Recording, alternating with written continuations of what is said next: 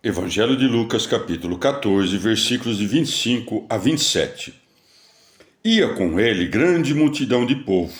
Jesus, voltando-se, disse-lhes: Se alguém vem a mim e não aborrece seu pai, sua mãe, sua mulher, seus filhos, seus irmãos, suas irmãs e até a sua vida, não pode ser meu discípulo. Quem não leva a sua cruz e não me segue, não pode ser meu discípulo. Palavra da salvação. Comentário Lucas 14, de 25 a 27, São Gregório Magno. A alma, ao ouvir os prêmios celestiais, incendeia-se. Deseja estar já ali onde espera um regozijo sem fim. Mas não se pode chegar a grandes prêmios senão por meio de grandes trabalhos. Daí que esteja dito: Ia com ele grande multidão de povo. Jesus, voltando-se, disse-lhes: Se alguém vem a mim e não aborrece seu pai, sua mãe, sua mulher, seus filhos, seus irmãos, suas irmãs e até a sua vida, não pode ser meu discípulo.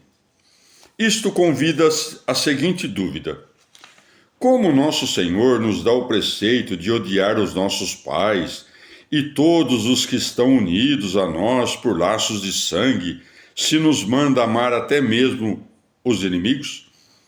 Mas se pesamos bem o significado deste preceito, somos capazes de cumprir ambos por meio do discernimento. Devemos amar os nossos parentes de sangue e os próximos. Já do meio destes, os que se opõem a nós no caminho de Deus, devemos desconhecê-los, odiando-os e evitando-os. Recusando-nos a escutar as sugestões tortas do sábio segundo a carne, é como se o amássemos por meio do ódio. Mas, para demonstrar que este ódio aos próximos não procede do sentimento, mas da caridade, o Senhor acrescenta: e até a sua vida. É evidente, pois, que deve odiar, por meio do amor, o próximo, quem odeia como odeia a si mesmo, pois temos um bom ódio por nossa alma quando não cedemos a seus desejos carnais, quando lhe despedaçamos o apetite e resistimos aos seus prazeres. Se, portanto, a tornarmos melhor desprezando-a, é como se a amássemos por meio do ódio. Mas sob que forma se deve acrescentar este ódio à própria vida? Nosso Senhor o manifesta acrescentando: Quem não leva a sua cruz e não me segue, não pode ser meu discípulo. Ou ainda, porque a palavra cruz vem de cruciatus, que significa tortura. Há dois modos de levarmos a cruz do Senhor: ou quando pela abstinência atormentamos a carne, ou quando pela compaixão ao próximo tomamos por nossa necessidade dele.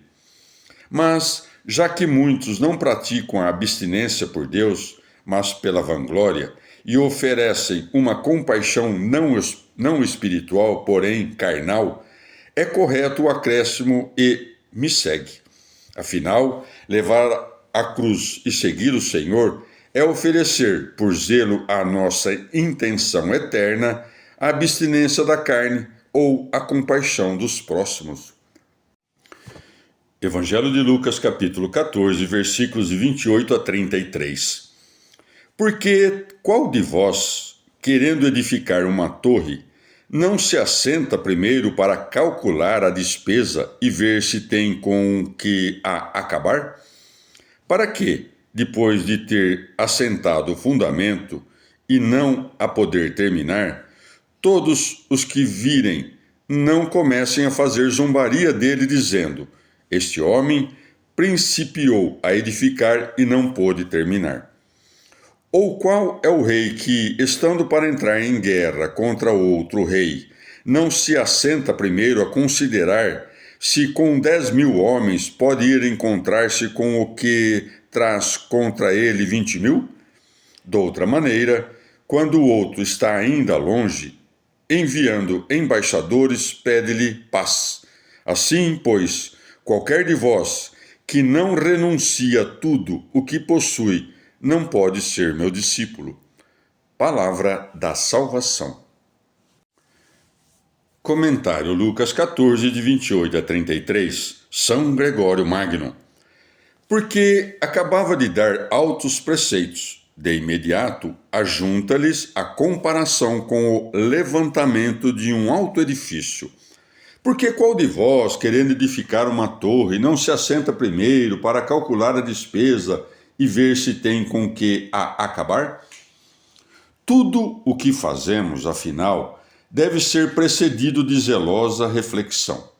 Se, portanto, desejamos construir a torre da humildade, devemos primeiro nos preparar contra as adversidades deste século.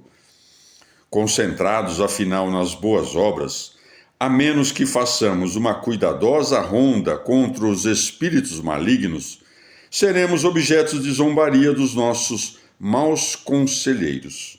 Mas à primeira comparação, menor, acrescenta-se outra maior, para que, das coisas menores, pesemos as maiores. Pois segue: ou qual é o rei que, estando para entrar em guerra contra outro rei, não se assenta primeiro a considerar se com 10.000 homens pode ir encontrar-se com o que traz contra ele 20.000? Ou ainda, naquele temível exame diante do nosso rei, não seremos julgados com equidade.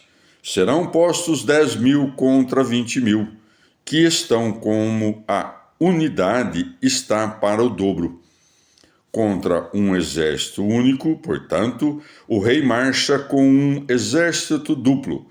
Porque, ao passo que nós não estamos preparados, nem na obra apenas, ele nos há de avaliar as obras e os pensamentos.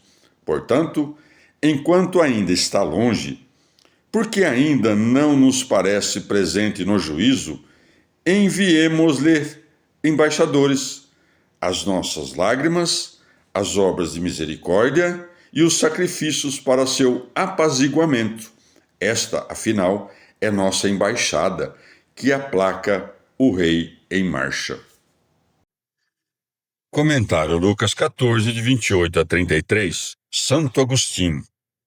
Ou ainda, os 10.000 que haviam de combater o rei, que tem 20.000, representam a simplicidade do homem cristão a travar as armas com a duplicidade do diabo. Nosso Senhor, assim como nos afastara da ideia de construir uma torre e não poder terminar, servindo-se da zombaria dos que dizem: este homem principiou a edificar e não pôde terminar. Do mesmo modo, na comparação do rei que se há de travar combate, denunciou a própria paz, acrescentando: de outra maneira, quando o outro está ainda longe, enviando embaixadores, pede-lhe paz. Querendo dizer que não resiste às ameaças das tentações iminentes do diabo quem não renuncia a tudo que possui e, por isso, tenta fazer a paz com ele, entrando em acordo com ele para cometer o pecado. A pertinência dessas comparações, Nosso Senhor a manifesta com bastante clareza na conclusão, dizendo: assim, pois, qualquer de vós que não renuncia tudo o que possui, não pode ser meu discípulo. Assim, a despesa da edificação da torre e a valentia dos 10.000 soldados contra o rei que possui 20.000, nada mais significa do que a necessidade de cada um renunciar tudo o que é seu. O começo do discurso anterior, portanto, está em harmonia com o fim deste, pois na renúncia de tudo o que é seu está incluído também o ódio do seu pai, sua mãe, sua mulher, seus filhos, seus irmãos, suas irmãs e até de sua alma.